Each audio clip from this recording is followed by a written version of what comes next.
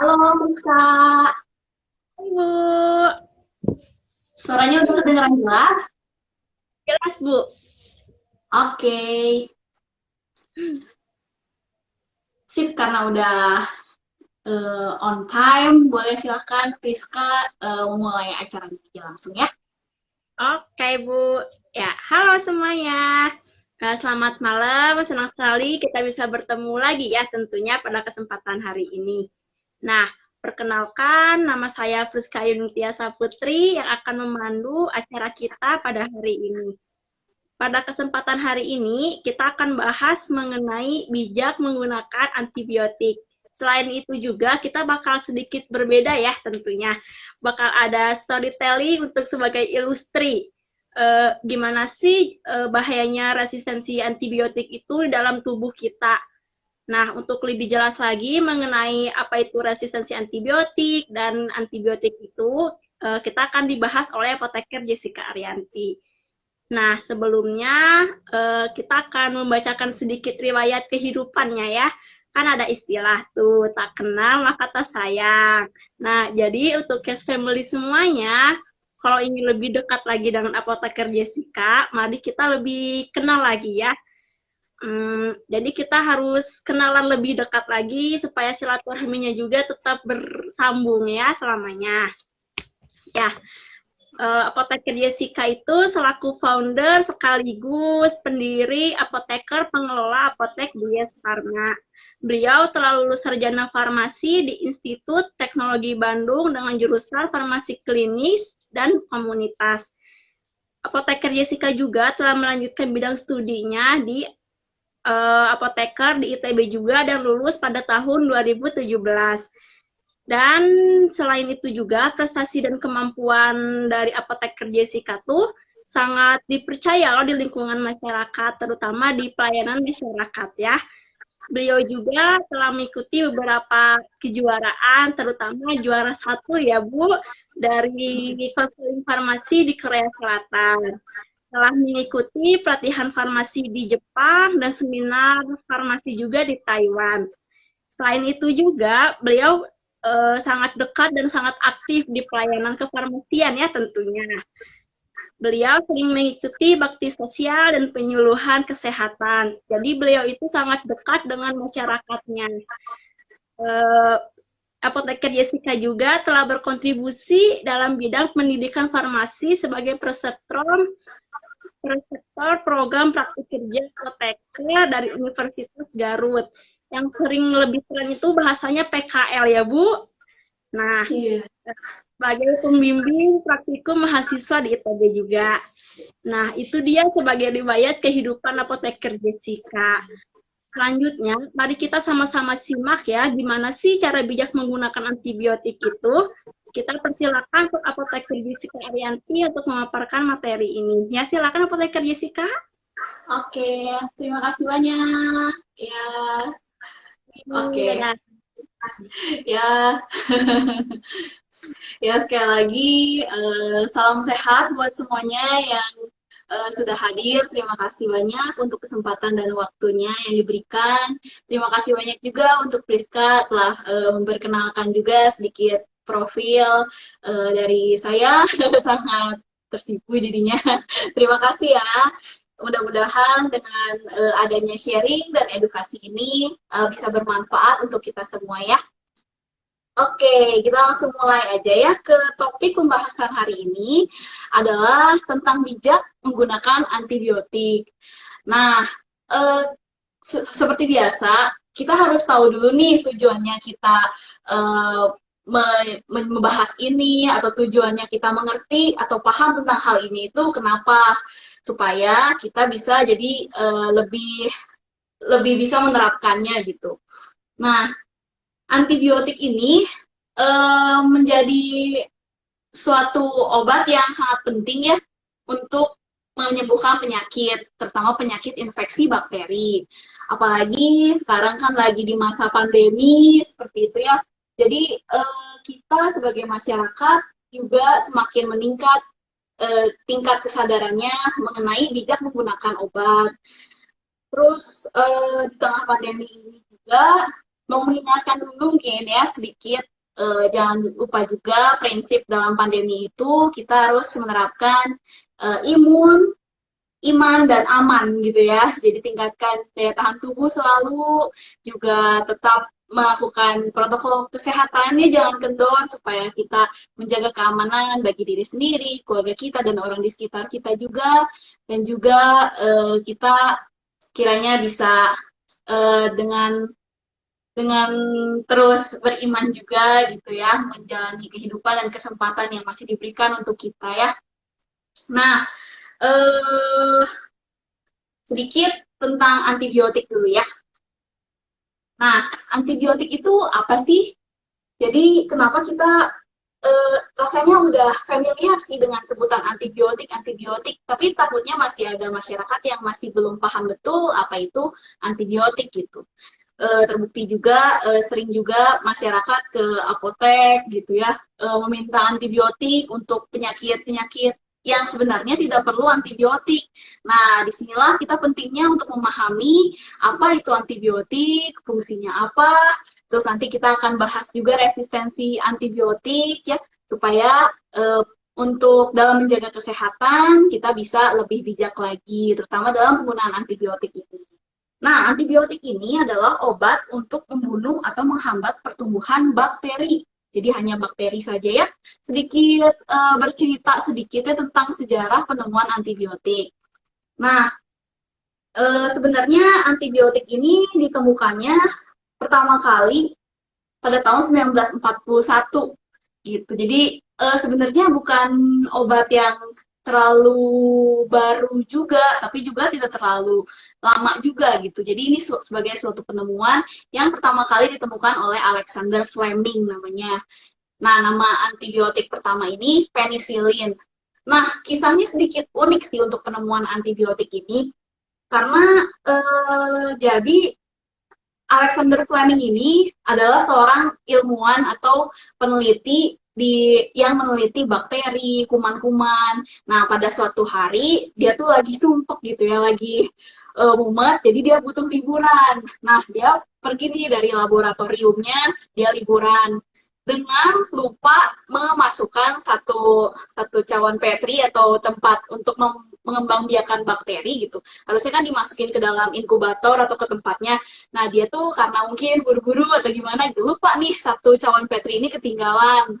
Nah, setelah liburan, dia lupa gitu ya. Pulang lagi ke laboratoriumnya, loh, dia kaget. Ternyata kuman-kuman bakteri dia yang ada di cawan petri yang ketinggalan itu pada mati gitu. Padahal dia udah sayang-sayang gitu kuman-kumannya untuk penelitiannya dia gitu ya. Tapi untungnya pada saat itu dia dapat ilham nih, dapat ide kayak, oh bentar-bentar, daripada saya langsung buang ini bakteri-bakteri mati, gimana kalau saya teliti dulu kenapa bakteri ini bisa mati ya? Terus ternyata setelah dia teliti, setelah dia amati, ternyata yang membunuh kuman-kuman ini itu adalah jamur. Nah, si jamur ini sama dia diteliti ulang, kira-kira kenapa jamur ini bisa membunuh bakteri, sampai akhirnya ditemukanlah ada satu zat penicillium gitu ya, yang akhirnya dia kembangkan lagi menjadi suatu obat bernama penicillin yang jadi golongan antibiotik gitu yang sekarang kita gunakan. Nah, Alexander Fleming ini ada pernyataan yang menarik juga ya dari beliau. Katanya, penicillin started as a chance observation. My only merit is that I did not neglect that observation gitu. Nah, apa artinya? Jadi kata beliau, jadi penicillin ini tuh ditemukannya atau antibiotik itu ditemukannya karena observasi atau pengamatan yang kebetulan sih sebenarnya. Satu-satunya hal yang perlu diapresiasi dari penemu yang menerima Nobel besar ini adalah karena dia tidak mengabaikan observasinya tersebut gitu, tidak mengabaikan atau mengabaikan keingintahuannya atau kepo gitu, kenapa ya bakteri ini bisa mati, oh karena jamur dan sebagainya. Ternyata si keingintahuan inilah, kekepoan Alexander Fleming inilah yang membawa ke solusi buat manusia gitu yang sangat besar gitu lah untuk menyelamatkan banyak jiwa gitu ya. Nah, sedikit juga, jadi kita itu harus hati-hati ya dengan perilaku abai gitu. Kalau misalnya kita abai, mengabaikan, em, bisa dua di satu sisi, kita bisa kehilangan peluang baik yang seharusnya kita bisa dapatkan. Seperti misalnya kalau sekarang kita udah tahu nih, udah aware tentang resistensi antibiotik, tentang bahayanya penggunaan antibiotik sembarangan ini, tapi kita mengabaikan, hati-hati karena takutnya bisa mendatangkan resiko yang buruk gitu. Kita malah mengundang resiko buruk untuk kesehatan diri sendiri dan juga orang di sekitar kita gitu. Gitu. Jadi mudah-mudahan cerita Alexander Fleming ini juga menginspirasi biar Yes Family semua juga bisa uh, gitu ya, terus mengembangkan keingintahuan, terus ingin belajar, terus ingin menjadi lebih baik. Nah, yang menarik adalah kan itu 1941 kan ya ditemukan adanya antibiotik penisilin ini. Ternyata 1942, satu tahun kemudian, sudah ditemukan lagi dilaporkan adanya penicillin resistance atau kuman-kuman yang resisten gitu, kuman-kuman yang kebal terhadap penisilin ini. Jadi dalam setahun, wah dikembangkan terus disebarluaskan gitu. Sayangnya masyarakat karena mungkin kurang tahu juga, jadi abai gitu ya menggunakan antibiotik ini, jadi sembarangan, tidak dihabiskan, cuma dipakai seperlunya dan sebagainya. Ternyata dalam waktu satu tahun saja telah berkembang kuman yang tidak mempan lagi terhadap obat tersebut. Terus menarik juga pada sejarahnya, ada juga misalnya methicillin pada 1960, 1961 udah ditemukan lagi kuman yang resisten dan lain sebagainya gitu. Nah, belajar dari sejarah ini, dari track recordnya antibiotik dan juga susul-susulannya gitu antara antibiotik dan juga kuman.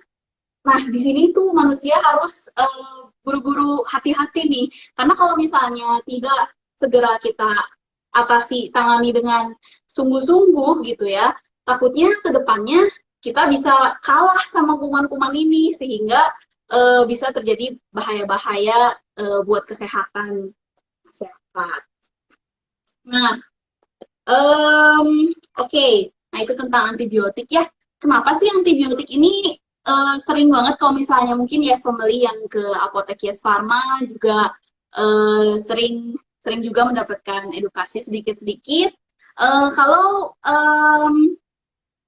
jangan sembarangan minum antibiotik gitu, karena nggak semua penyakit itu perlu antibiotik. Nah, antibiotik ini hanya spesifik untuk bakteri saja loh, gitu. Untuk makhluk-makhluk kecil yang lain, misalnya virus atau jamur atau cacing atau yang lainnya, itu tidak bisa dilawan dengan antibiotik ya, gitu. Contohnya ya, hmm, jadi kalau diibaratkan gitu ya, misalnya kayak kita mau menangkap hama, hama tikus, hama lalat, hama nyamuk gitu ya, kan semuanya itu perlu ini ya, perlu dibasmi gitu ya. Tapi caranya kan masing-masing beda. Misalnya kalau misalnya untuk serangga atau lalat atau nyamuk, nah itu bisa pakai kayak semacam insektisida gitu ya, disemprot dia bisa mati. Tapi apakah kita bisa membunuh misalnya tikus itu dengan insektisida, dengan semprot? Belum tentu bisa ya, karena berbeda gitu kan. Sebaliknya, kalau misalnya kita mau membunuh atau membasmi hama tikus, kita menggunakan perangkap tikus gitu ya. Tapi apakah dengan perangkap tikus itu kita bisa juga membasmi lalat? Ya tidak lah ya, lalatnya lewat-lewat aja gitu, karena tidak bisa terperangkap dengan si perangkap tikus tersebut.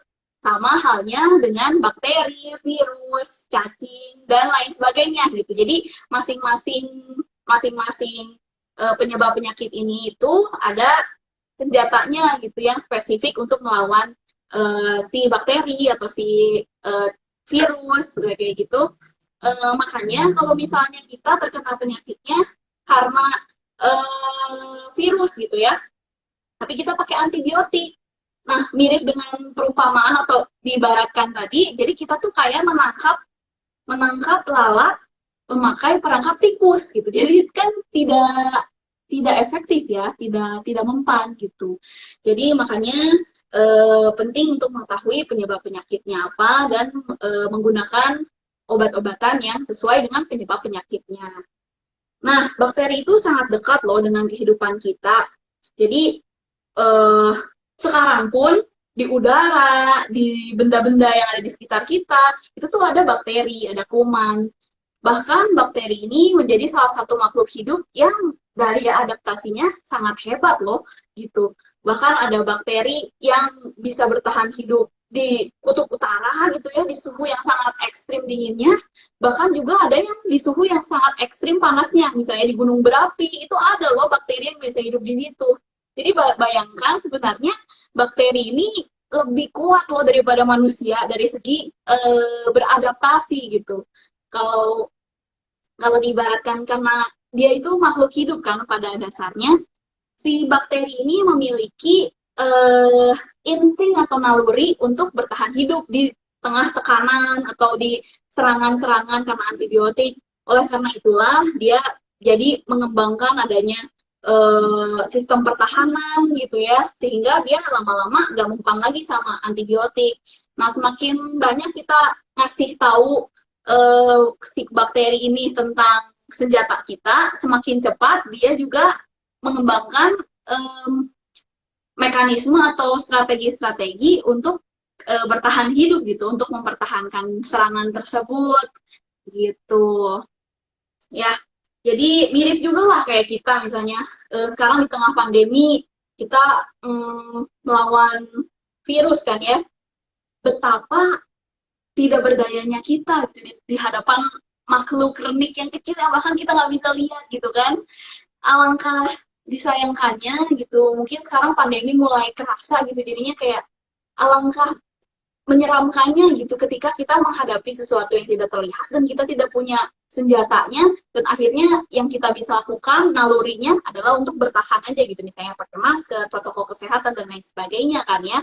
Nah, itu teh virus, padahal ya virus ini adalah makhluk yang lebih kecil dibandingkan bakteri gitu. Jadi kalau dari perkembangan ilmu pengetahuan gitu, sebenarnya biasanya sih penyakit-penyakit karena virus ini itu self-limiting disebutnya, atau yang bisa sembuh sendiri dengan daya tahan tubuh. Sedangkan penyakit-penyakit yang diakibatkan oleh bakteri itu lebih berbahaya, bahkan menyebabkan pandemi yang lebih berbahaya lah gitu, cepat menularnya, cepat menyebabkan kematiannya.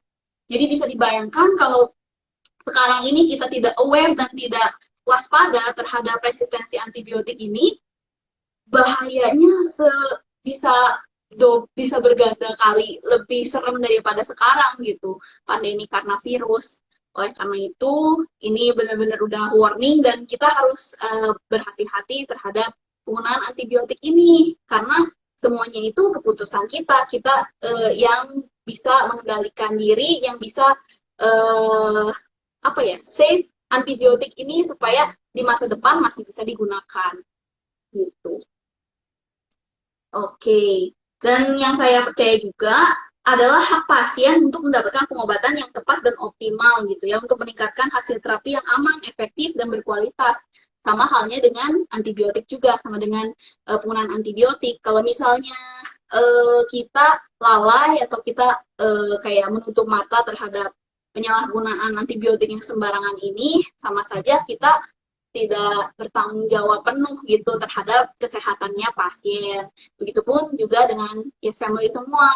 Marilah kita bertanggung jawab terhadap kesehatan diri sendiri gitu. Jadi sebelum pakai antibiotik, bisa diingat-ingat dulu tentang bahaya resistensi antibiotik ini. Kalau bingung atau misalnya ragu-ragu, boleh lo bertanya kepada profesional kesehatan yang memang berkompeten, ke dokter, ke apteker, seperti itu ya. Oke, nah sedikit tentang bakteri resisten. Apa itu bakteri resisten?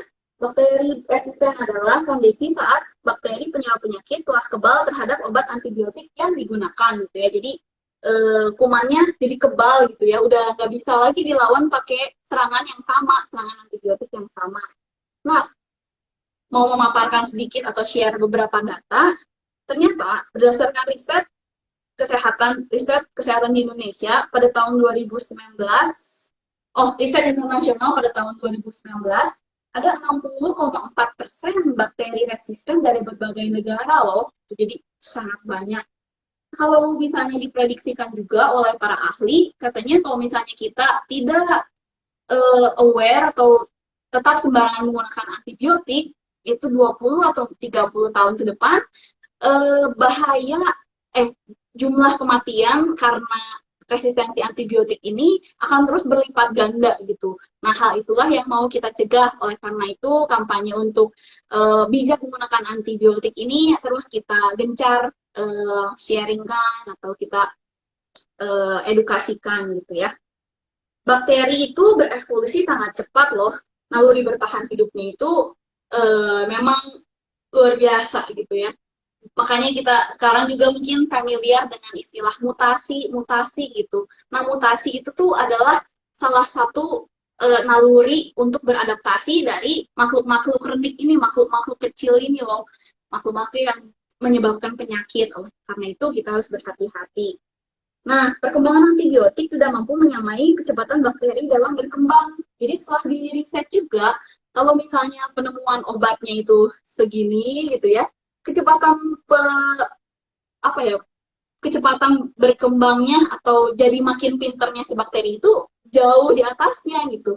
Makanya yang hal yang kita takutkan itu ketika kita menghadapi bakteri yang udah lebih pintar dan kita nggak punya amunisi atau senjata antibiotik yang bisa melawan bakteri tersebut gitu. Kalau kayak gitu kan gimana lagi gitu? Apakah pasrah aja gitu menunggu bakteri tersebut menyerang dan menyebabkan kematian? Oleh karena itu, kita harus berjaga-jaga dan hemat-hemat menggunakan antibiotik karena amunisi atau senjata kita ini terbatas gitu ya. Juga jadi sebenarnya tadi udah agak dijelaskan juga sih kenapa bakteri menjadi resisten. Pertama, karena dipicu oleh penggunaan antibiotik yang salah. Jadi misalnya penyakit-penyakit yang nggak perlu antibiotik diberikan antibiotik, terlalu sering dipaparkan antibiotik, sehingga jadi bisa bakteri-bakterinya ini jadi kebal gitu. Jadi udah tau lah serangannya antibiotiknya kayak gitu. Jadi lama-lama dia berkembang supaya kebal gitu. Kedua, sering menggunakan antibiotik secara tidak tepat. Maksudnya itu misalnya harusnya durasi lama pengobatannya seminggu, terus kayak 1-2 hari udah enakan nih, udah nggak usah diminum antibiotiknya, udah nggak usah dihabisin. Nah, hal itulah yang berbahaya yang menyebabkan sisa-sisa kuman yang nggak nggak termatikan ini jadi berkembang lebih kuat gitu ya. Terus yang dikhawatirkan ini si sisa-sisa kuman yang telah resisten itu tuh menyebar gitu, menular ke orang lain, menyebabkan penyakit juga, sehingga orang lain yang padahal udah irit-irit nih pakai antibiotiknya udah patuh, tapi karena orang lain misalnya tetangganya yang memakainya sembarangan menyebabkan kuman antibiotik ini kuman bakteri ini jadi resisten, jadi rugi kan ya gitu. Jadi penggunaan antibiotik yang salah tuh bukan hanya merugikan diri sendiri, tapi juga merugikan orang lain gitu. Alangkah sedihnya gitu kalau kita jadi orang yang merugikan orang lain kan. Pada saatnya kita tentu ingin menjadi orang yang bermanfaat gitu untuk orang lain. Ternyata dengan kita memakai antibiotik secara benar, dengan mengedukasi gitu orang lain juga supaya pakai antibiotiknya hati-hati, itu juga bisa membantu supaya mencegah hal yang tidak diinginkan tersebut gitu. Terus konsumsi makanan yang mengandung residu antibiotik. Misalnya pada peternakan ya, saya kasih contoh ayam gitu ya misalnya. Jadi bukan untuk ayam yang dikonsumsi yang dimakan saja yang bisa menyebabkan bahaya, karena kalau itu sih udah jelas ya kalau ayamnya banyak minum antibiotik, nanti terresidu atau tersisa di dagingnya harus kita makan, kan itu secara tidak langsung kita jadi terpapar antibiotik karena makanan kita. Nah, tapi juga ayam-ayam yang misalnya untuk ayam adu atau ayam yang untuk peliharaan gitu ya,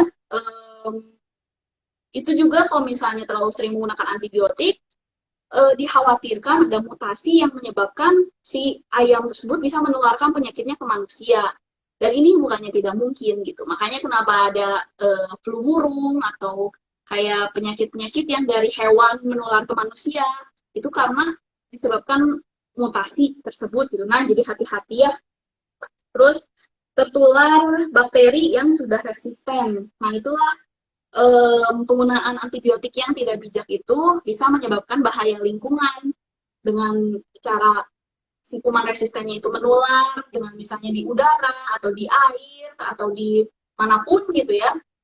Itulah bahayanya bakteri resisten gitu. Makanya ini seperti diibaratkan seperti peperangan gitu ya. Kita harus siap siaga, kita harus lebih bijak lagi dalam berperang dengan bakteri kuman penyakit ini. Nah, untuk supaya lebih mendapatkan gambaran yang lebih jelas tentang kuman bakteri, terus kayak gitu tentang bagaimana terjadinya resistensi antibiotik, di sini saya sudah menyiapkan semacam ilustrasi gitu ya untuk mempermudah assembly biar bisa lebih mengerti tentang resistensi antibiotik ini. Oke, ya selamat dinikmati. Jadi, oke, saya mulai ya. Eh, Perumpamaannya ini tentang terjadinya resistensi antibiotik kan ya. Judul ceritanya adalah peperangan antara kolonel antibio, kolonel antibiotik gitu ya. Jadi kita sebut kolonel antibio dan juga si kuman jahat gitu ya. Ada gengnya dia ceritanya, geng si kuman jahat. Karena biasanya memang bakteri ini bergerombol sih banyak gitu baru bisa menyebabkan suatu penyakit. Ya, jadi apakah kalian tahu gitu? Kalau misalnya eh, sebagai salah satu contoh gitu, kalau diibaratkan tempat di mana bakteri ini menginfeksi itu kita ibaratkan seperti istana ya, seperti istana. Kalau misalnya salah satu contohnya di tenggorokan aja ya, bakteri yang menyerang tenggorokan. Maka kalian tahu kalau misalnya saat terjadi radang tenggorokan akibat bakteri, ada koloni-koloni atau sekumpulan, segeng gitu ya, bakteri-bakteri kuman yang menyerang tenggorokan kita loh gitu, yang ada di sini terus menyerangnya tuh dia kayak kalau dibaratkan istana ini dia merusak bangunan-bangunan istana ini terus menyebabkan uh, kayak makanya kita jadi sakit nelan, jadi nggak enak tenggorokan rasanya kan ya radang, bengkak, terjadi demam. Nah, demam itu adalah alarm loh kalau diibaratkan itu. Jadi alarmnya badan kita untuk ngasih tahu kayak, oh ini ada yang salah loh, ini kita lagi diserang oleh kuman gitu, oleh penyebab penyakit gitu. Nah, jadi itu ya terjadi alarm tersebut, nguing-nguing gitu ya. Terus badan kita itu meresponnya dengan mengirimkan dengan mengirimkan sebelum ada antibiotik ya di dalam tubuh kita biasanya ada sistem kekebalan tubuh kayak gitu untuk melawannya. Tapi kalau misalnya tidak bisa dilawan oleh sistem kekebalan tubuh sendiri, biasanya kan kalau misalnya bakterinya udah mulai nyerang dan kita jadi sakit, berarti daya tahan tubuh kita lagi melemah, misalnya karena kecapean, kurang istirahat, atau misalnya karena terpapar cuaca gitu yang kurang enak atau tertular dan lain sebagainya. Nah, jadi kita perlu antibiotik gitu ya. Jadi kita cek ke dokter, udah gitu dokter meresepkan antibiotik. Nah, jadi datanglah nih ke si istana tenggorokan di tubuh kita ini si antibiotik untuk melawan bakteri ya gitu. Inilah untuk dapat membunuh dan mengalahkan bakteri tersebut dapat digunakan sebuah obat, yes, antibiotik gitu ya. Ini disebutnya kita sebut kolonel antibio ya. Kolonel antibio ini, wah dia nyadar nih alarmnya nyala bunyi. Terus jadi dia buru-buru cari si kuman-kuman ini gitu. Setelah terus dia tuh biasanya antibiotik ini nggak sendiri kan ya. Kalau misalnya kita minum 1 hari, 2 hari, 3 hari, 4 hari. Nah, jadi dia ada berpasukan gitu. Ada pasukannya untuk melawan si bakteri ini. Nah, kalau misalnya kita minum obatnya patuh, kita minum obatnya eh, tiap hari sesuai petunjuk dokter, tentulah si bakteri kolonel antibio ini jadi pede nih, wah ini mah bisa nih melawan si kuman-kuman ini. Kayak makanya kayak dia pun kayak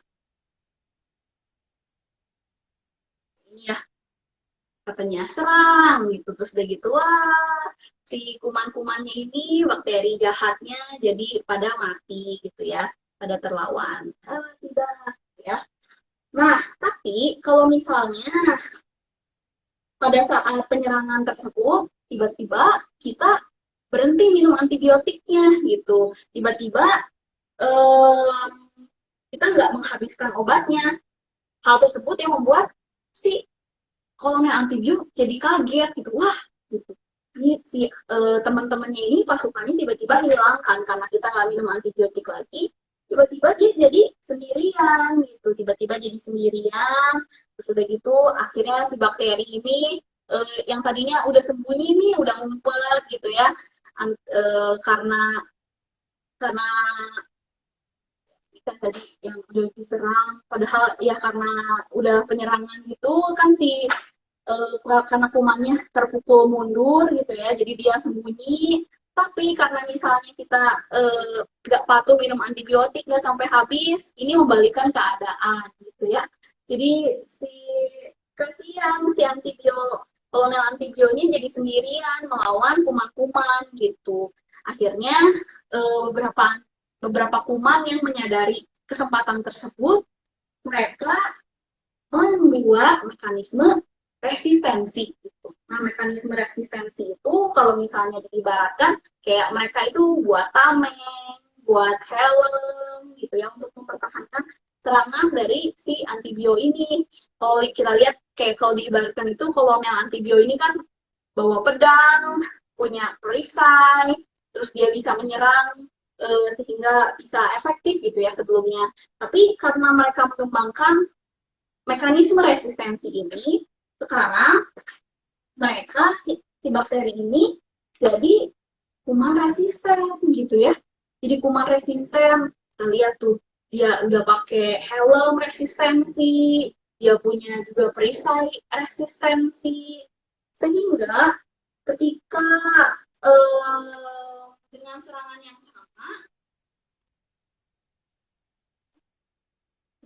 yang sama, antibiotiknya, kolonel antibiotiknya jadi kewalahan gitu ya.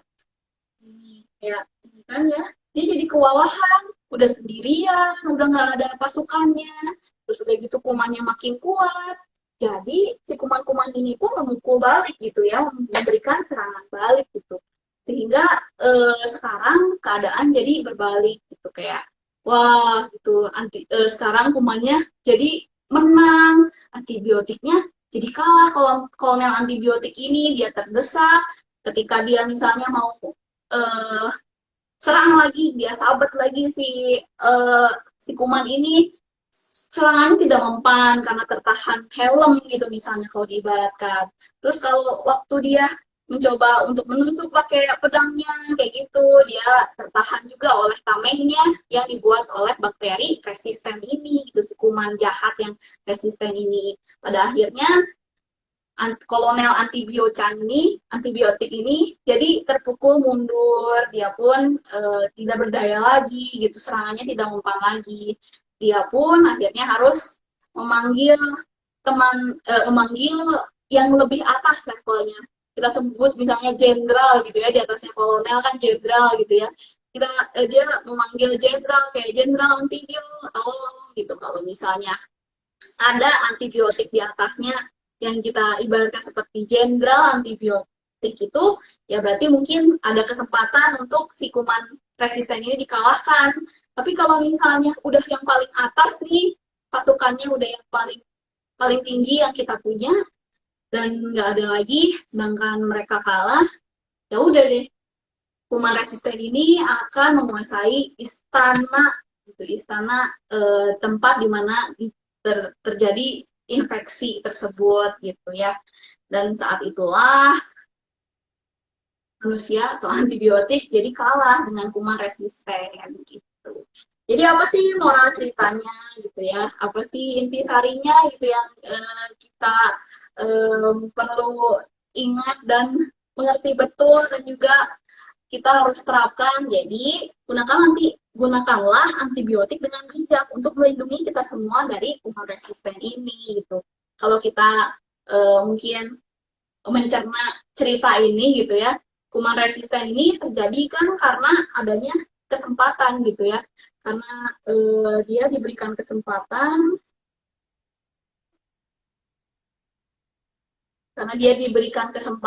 waktu tadi kita nggak minum antibiotik sehingga si kolonel antibiotik ini jadi sendirian pada saat melemah, jadi dia bisa punya kesempatan untuk membuat mekanisme resistensi tersebut. Kalau aja misalnya kita tetap tetap patuh gitu meminum antibiotik, pasukan-pasukan antibiotik ini tetap ada untuk melawan kuman-kumannya sampai habis, tentulah si kuman resisten ini nggak akan terjadi gitu.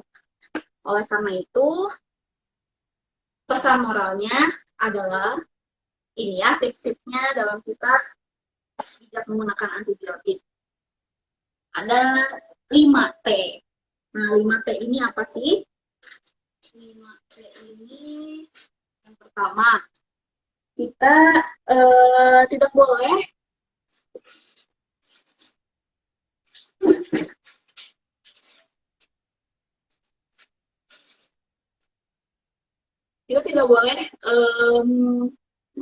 membeli antibiotik sembarangan tanpa resep dokter gitu, karena pada dasarnya kan ilmu tentang antibiotik dan juga penyakit infeksi ini merupakan ilmu yang kompleks gitu. Jadi antibiotiknya sendiri pun ada aturannya, ada level-levelnya. Terus untuk penyakit infeksinya juga kuman-kumannya itu kan nggak cuma satu jenis aja, tapi banyak kuman yang bisa menyebabkan penyakit yang harus spesifik gitu penanganannya. Jadi ya kalau boleh kasih saran ya kita serahkan aja kepada yang ahlinya gitu, yang expertnya yaitu dokter. Gitu biar dokter yang mendiagnosis atau mengamati kira-kira penyakit ini karena apa, kira-kira infeksi bakteri yang seperti ini perlu antibiotik atau enggak. Terus dari gitu kalau perlu antibiotik berarti pakai antibiotik yang mana gitu.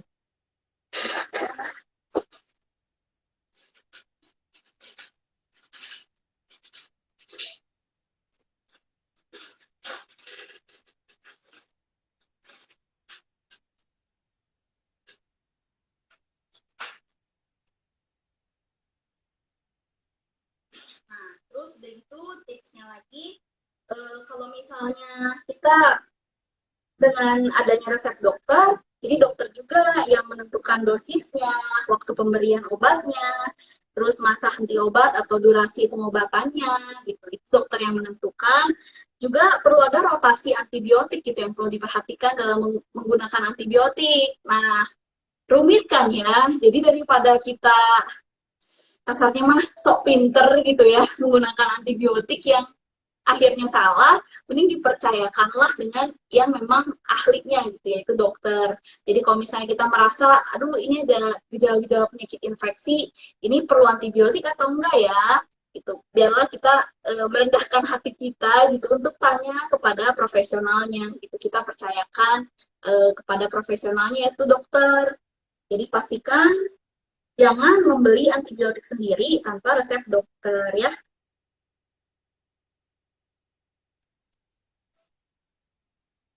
Terus begitu yang kedua.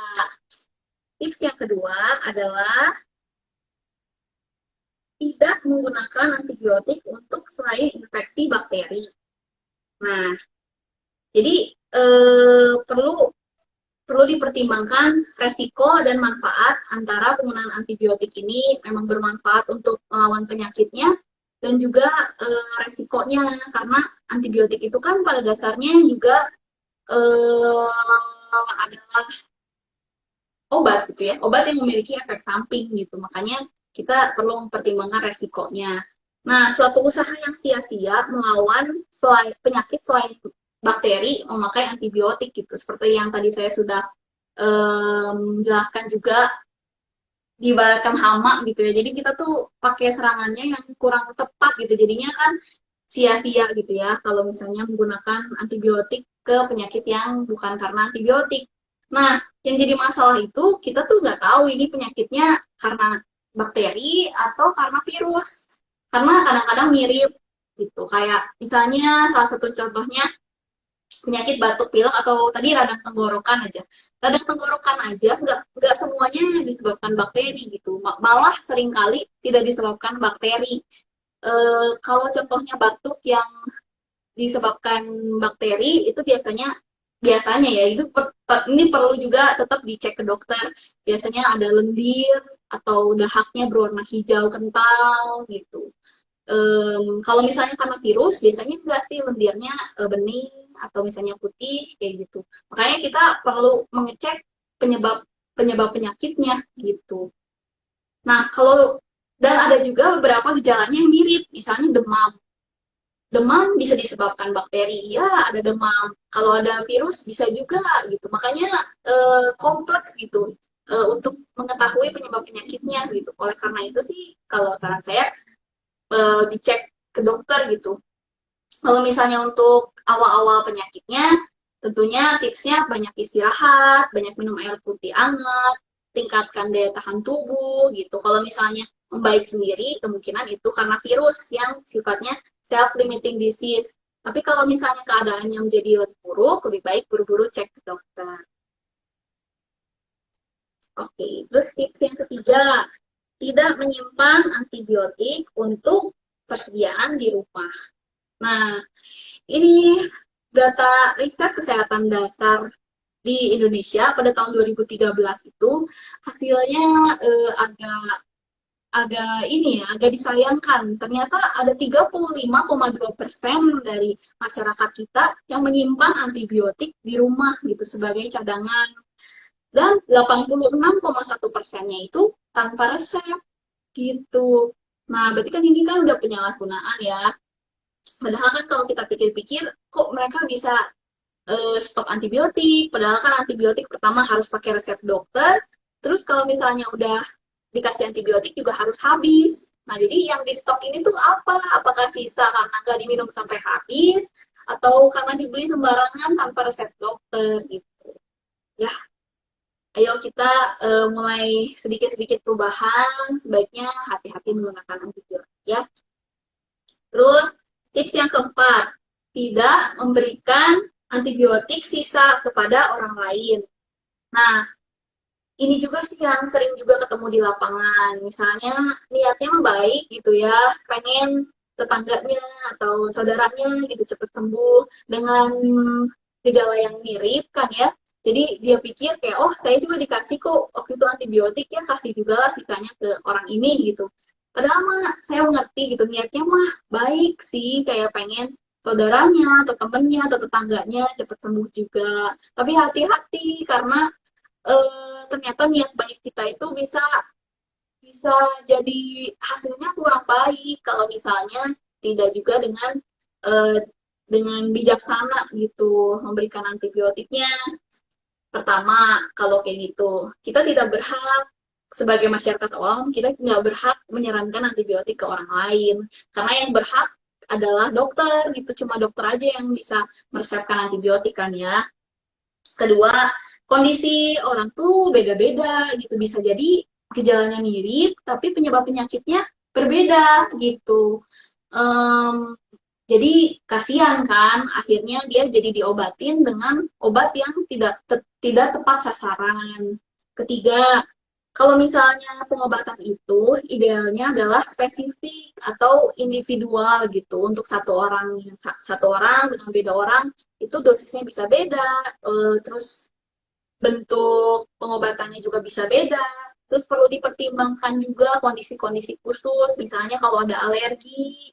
Alergi itu kalau misalnya kita minum suatu obat atau makanan jadi gatel-gatel gitu. Nah, mungkin aja kita mah nggak alergi, tapi orang lain alergi terhadap antibiotik atau obat tersebut gitu. Nah, kalau misalnya kita karena ketidaktahuan gitu kita kasih sembarangan kan bisa menyebabkan hal yang tidak diinginkan gitu. Malah nanti penyakitnya makin susah diobatin gitu.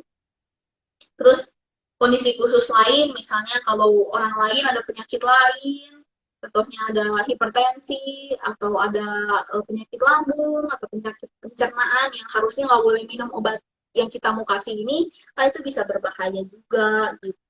Atau untuk ibu hamil, ibu menyusui, itu harus ekstra hati-hati dalam menggunakan antibiotik karena bisa berpengaruh gitu ke bayinya gitu.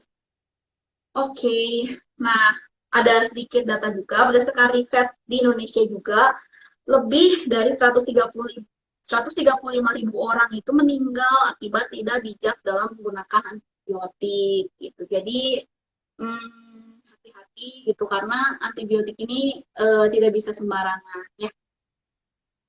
Oke, terus tips yang kelima dari 5T ini adalah tanyakan pada apoteker informasi mengenai obat antibiotik gitu. Karena apoteker kita sudah diperlengkapi, kita sudah dipersiapkan juga selama minimal 5 tahun gitu ya di pendidikan, di sekolahan untuk belajar segala macam tentang obat gitu, untuk namanya, kandungan obatnya, fungsi obatnya, cara kerja obatnya. Kalau misalnya mau tahu gitu ya, boleh ditanyakan loh. Karena misalnya ada antibiotik yang kerjanya itu merusak dinding sel bakteri, ada yang begini, ada yang begitu gitu. Nah ini beda-beda gitu cara kerja obatnya. Kalau misalnya ya family yang penasaran nih, ini obat yang saya minum tuh gimana sih cara dia bisa melawan penyakit saya? Boleh loh ditanyakan gitu. Sebagai menambah wawasan supaya lebih ngerti juga pentingnya menggunakan obat tersebut, jadi eh, lebih enak kan ya, jadi lebih patuh gitu menggunakan obatnya karena mengerti fungsinya. Terus tentang dosis juga, dosisnya diminumnya tiap kali minum 1 butir atau 2 butir. Terus udah gitu aturan pakainya, misalnya 3 kali sehari itu maksudnya gimana ya? Kayak boleh nggak ya? Ya udah pagi siang malam gitu. Kayak yang penting 3 kali atau oh ini kelupaan nih ya udahlah sekaligus aja 3 kali 3 butir gitu. Apakah boleh? Itu tidak boleh ya. Jadi biasanya apoteker juga tugasnya adalah untuk menjamin pasien atau ya family gitu bisa menggunakan obatnya dengan eh, dengan tepat gitu ya. Ada jadwal minum obatnya. Misalnya kalau untuk antibiotik yang 3 kali sehari, itu diminumnya itu tiap 8 jam gitu. Misalnya contohnya jam 6 pagi, jam 2 siang, jam 10 malam gitu. Diminum sesudah makan sih kebanyakan. Tapi ada beberapa antibiotik juga yang diminum sebelum makan.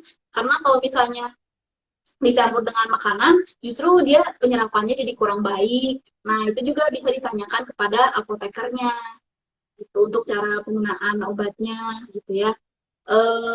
Bisa disesuaikan juga misalnya aduh jam 6 pagi saya belum bangun biasanya atau aduh jam 10 malam saya udah tidur gitu gimana ya diaturnya itu boleh ditanyakan juga supaya kita bisa atur supaya jadwal minum obatnya itu bisa tetap aman, efektif dan juga berkualitas.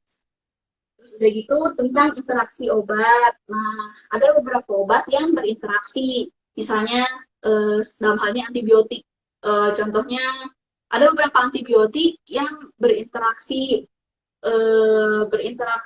dengan obat A atau dengan minuman tertentu. Nah, ini kan harus dihindari. Karena kalau misalnya berinteraksi bisa menyebabkan si antibiotiknya jadi kurang efektif, kurang bekerja dengan baik gitu. Tapi pada dasarnya sih sebaiknya mengonsumsi obat-obatan atau antibiotik itu dengan menggunakan air putih karena beberapa obat itu bisa bereaksi gitu secara kimia dengan susu, dengan teh, dengan kopi. Nah, jadi sebaiknya sih jangan gitu atau dengan jus-jus buah tertentu gitu. Makanya sebaiknya dengan air putih. Tapi kalau misalnya ada kondisi tertentu, misalnya kayak untuk anak, aduh ini obatnya pahit, jadi mau pakai jus boleh nggak ya? Gitu. Nah itu boleh ditanyakan dulu ke apoteker karena ada beberapa obat yang boleh, ada beberapa obat yang tidak boleh gitu karena takutnya pengobatannya jadi kurang efektif gitu, kurang kurang ampuh gitu karena interaksi tersebut. Atau kalau di apotek juga tersedia sih kalau yang ada pemanis, misalnya sirup-sirup kayak gitu daripada pakai jus atau susu, lebih baik pakai sirup yang memang tidak berinteraksi dengan obat. Terus tentang efek sampingnya juga boleh ditanyakan. Ini udah lumayan bagus juga sih, banyak orang yang mulai aware gitu terhadap efek samping obat. Jadi boleh ditanyakan kalau misalnya khawatir gitu, aduh ini efek samping obatnya gimana ya? Daripada takut sendiri dan akhirnya menghentikan penggunaan obatnya karena takut gitu di tengah-tengah, mendingan ditanyain gitu kayak, oh kalau ada efek samping ini solusinya gimana? Apakah harus konsultasi lagi ke dokter? Apakah harus bagaimana? Atau misalnya, oh nggak apa-apa kok efek samping ini mah tidak berbahaya. Nah, ini boleh ditanyakan juga ke apoteker. Terus, tentang kontraindikasi gitu ya. Saya mau memfamiliarkan juga ini istilah kontraindikasi. Itu artinya itu kalau misalnya kita baca di brosur-brosur obat gitu ya, ada disebut kontraindikasi, ini tuh kondisi di mana tidak boleh menggunakan obat tersebut gitu. Misalnya kalau alergi atau kalau ada kondisi tertentu lah, itu boleh ditanyakan juga ke apoteker. Terus tentang penyimpanan obatnya, atau kalau obat-obatan yang diracik gitu, berapa lama sih bisa disimpan? Atau obat-obatan tertentu yang udah dibuka, sirup gitu, udah dibuka, ini berapa lama sih masih saya boleh gunakan? Ciri-ciri obat rusak tuh kayak gimana sih yang dimana kita udah nggak boleh pakai lagi gitu. Itu juga boleh ditanyakan. Terus juga terkait dengan terapi non-farmakologi atau terapi penunjang yang berhubungan dengan makanan atau gaya hidup, pola makan, itu juga boleh ditanyakan supaya pengobatannya lebih optimal lagi. Contohnya, kalau misalnya batuk atau radang tenggorokan, terapi penunjangnya apa sih? Oh, perbanyak minum air putih hangat. Kalau untuk herbal-herbalnya boleh nih banyak minum madu atau jahe atau yang lain sebagainya, lemon gitu. Itu juga bisa ditanyakan gitu ya supaya kita bisa sama-sama um, merencanakan pengobatan yang terbaik gitu untuk case family, untuk keluarga kita gitu supaya pengobatannya ini berhasil gitu lah demi mencapai kesehatan yang lebih cepat. Oke, nah materi saya sebenarnya sudah habis. Paling sedikit sedikit juga menginformasikan tentang penggunaan obat rasional gitu ya pada beberapa penyakit. Misalnya untuk batuk pilek tanpa sesak atau influenza itu tuh nggak perlu antibiotik gitu. Misalnya kalau misalnya ada batuk pilek nggak sesek, terus udah gitu ingusan tapi ingusnya ada warnanya tidak warna kuning atau hijau gitu ya. Terus sebenarnya tidak perlu antibiotik, ya sebenarnya bisa tingkatkan daya tahan tubuh karena ini disebabkannya oleh virus bukan bakteri. Tapi bisa jadi juga sih kalau misalnya daya tahan tubuh kita lagi menurun, terus padahal awalnya penyakitnya karena virus, tapi karena misalnya tetap kurang tidur atau yang lainnya gitu, akhirnya ada infeksi kedua yaitu infeksi oleh bakteri. Nah, kalau kondisinya memburuk seperti itu, buru-buru dicek ke dokter. Terus penyakit kedua nih yang sering juga salah kaprah ke apotek, diare, diare terus langsung minta antibiotik. Ini juga kan sebaiknya tidak seperti itu karena ada diare itu yang non spesifik, ada yang spesifik disebutnya ya. Jadi penyebab penyakitnya beda. Kalau diare non spesifik itu biasanya bukan disebabkan bakteri gitu, misalnya karena salah makan atau keracunan makanan. Nah, ini bisa diatasi dengan minum norit misalnya atau obat-obatan yang menyerap racun dengan oralit. Terus misalnya kalau perlu kuman-kuman baik buat pencernaan, misalnya probiotik itu juga bisa membantu. Nah, beda dengan kalau diare spesifik. Diare spesifik baru disebabkan oleh kuman bakteri. Ciri-cirinya misalnya ada demam, bisa ada lendir, berdarah gitu. Tapi hati-hati juga tentang gejala demam karena kalau misalnya kita diarenya yang tadi yang non spesifik, tapi kekurangan cairan atau terjadi dehidrasi, itu juga bisa muncul demam sih. Gitu makanya perlu dicek gitu. Kalau diarenya masih kurang dari 3 hari, sebaiknya dengan penanganan awal dulu tanpa antibiotik. Kalau misalnya emang kondisinya memburuk, baru dicek ke dokter, konsultasi lebih lanjut ya. Terus yang sering juga tentang sakit badan, lemes, pegel-pegel otot gitu ya. Biasanya ada yang masih salah juga sih minta antibiotik gitu, padahal itu tidak menyembuhkan gitu. Kayak sebaiknya mulai dikurangi. Kita kasih tahu keluarga kita, kasih tahu orang tua kita gitu, kalau oh ini kalau pegel-pegel mah nggak perlu antibiotik kok. Coba bisa misalnya dicarikan solusi untuk menangani gejalanya. Kan banyak untuk obat nyeri otot atau vitamin B kompleks atau yang lainnya gitu. Terus udah gitu penyakit lainnya cacar air, gondongan, campak, itu juga nggak perlu antibiotik ya karena virus. Harus dikasihnya antivirus gitu ya. Terus kalau luka kecil tidak selalu harus langsung perlu antibiotik gitu. Bisa misalnya pakai antiseptik dulu yang penanganan luka di luar, tidak perlu langsung minum obat dalam. Kecuali kalau memang diinstruksikan oleh dokter ya. Terus penyakit demam berdarah juga tidak perlu antibiotik. Terus penyakit hepatitis juga tidak perlu antibiotik karena disebabkan oleh virus. Nah, itu kira-kira sedikit beberapa contoh gitu ya tentang penyakit-penyakit yang tidak memerlukan antibiotik. Nah, tapi karena tentang penyakit dan antibiotik ini kompleks ya, rumit sekali lagi saya bilang. Jadi kalau misalnya emang merasa memerlukan antibiotik, sebaiknya konsultasi dulu dengan dokter gitu yang ahlinya. Kalau dokternya ngasih antibiotik, ya nurut gitu, ditebus di apotek, terus ditebus semua supaya pengobatan antibiotiknya tuntas gitu ya sampai beres. Oke, pesan terakhirnya paling ini ya. Jadi tanya obat, tanya apoteker.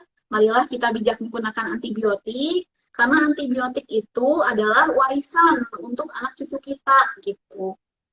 Karena antibiotik adalah salah satu obat yang life saving medicine gitu, atau yang obat yang menyelamatkan nyawa gitu. Kayak kalau infeksi bakteri itu kalau nggak disembuhin antibiotik juga bisa berbahaya sih. Makanya eh, kita berkaca dan belajar dari sejarah, kita harus bijak-bijak menggunakan antibiotik ini. Kita bijak-bijak menggunakan senjata ini. Kita kita dukung gitu supaya si antibiotik ini bisa berperang dengan bisa menyelesaikan tugasnya dengan baik gitu dalam melawan kuman-kuman. Jangan biarkan gitu si kuman ini menjadi kuman resisten yang susah dikalahkan gitu. Oke, mungkin sekian pemaparan dari saya. Kita panggil moderatornya dulu ya.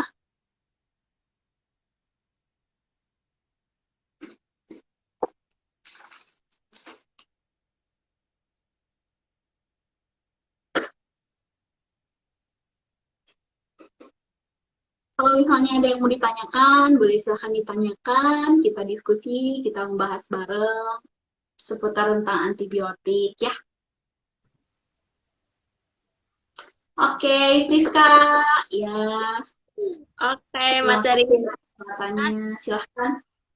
materinya tentunya sangat bermanfaat ya untuk kita semua. Jadi lebih mengerti dan paham lagi mengenai antibiotik dan resistensi ya. Nah, ada satu pertanyaan nih. Jadi kayak lebih sering tuh yang pasien datang ke apotek ya Bu, tentunya bawa contoh resep dokter. Nah, jadi resep antibiotik tuh udah habis, namun dia tuh menebus kembali dengan alasan tuh gejala yang mereka rasakan tuh belum membaik. Apakah boleh menggunakan antibiotik lagi, Bu? Boleh dijawab? Nah, ini tergantung sih. Kita harus gali dulu informasinya lebih dalam gitu ya. Pertama, penyakitnya apa? Apakah dokter memang sudah memberitahukan infeksinya apa gitu sampai perlu antibiotik? Terus udah gitu, kedua, apakah dokternya juga emang memberitahu kalau misalnya antibiotiknya habis ini bagaimana gitu solusinya?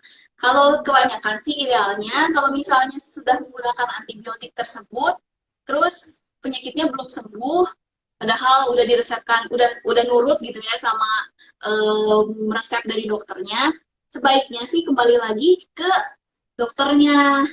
Nah, inilah yang dikhawatirkan adalah karena terjadinya resistensi antibiotik gitu.